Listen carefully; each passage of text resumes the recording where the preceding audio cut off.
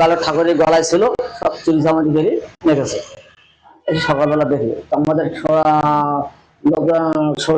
শিব মন্দিরে আপনার এই বড় ঠাকুরের মন্দিরে দান বাক্স খোলা ছিল, লোকনাথ মন্দিরের দিকে ছড়ানো জিনিসপত্র ছড়ানো, ও দান বাক্স ছিল সেটাও চুরি কিনে গেছে। আর ওইদিক থেকে নিয়ে গেছে বড় ঠাকুরের আপনার এই কালী মন্দিরের দান বাক্স ছিল, সেটাও চুরি কিনে গেছে।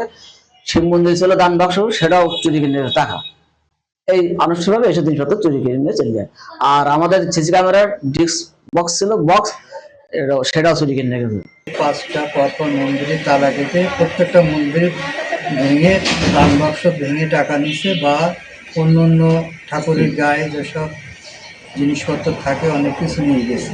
একবার 5টা মন্দিরে এখানে চুরি সংগঠিত হয়েছে। এই বিষয়টা নিয়ে আমরা আতঙ্কিত সনাতন ধর্মাবলম্বীরা, এবং আশপাশেও আমাদের এই পাড়াতেও বিভিন্ন সময়ে এই চুরির ঘটনা ঘটছে। ঠাকুরের হয়তো বসেছিল দুটো কলের দুল, তারপরে এইসব নিয়ে গেছে। মন্দিরে যত জুয়েলারি জিনিসপত্র ছিল সবই চুরি হয়ে যায়, এবং পিতলের যেসব জিনিসপত্র ছিল মন্দিরের সেসবগুলোও চুরি হয়ে যায়। এবং এখানে ওই যে মায়ের মানে দেবতাদের কপালে যে স্বর্ণের টিপ ছিল সেগুলো সব নিয়ে যাওয়া হয়। আর এখানে বেশ কয়েকটা তালা দেওয়া ছিল, সে তালাগুলো সব কেটে ফেলা হয়েছে।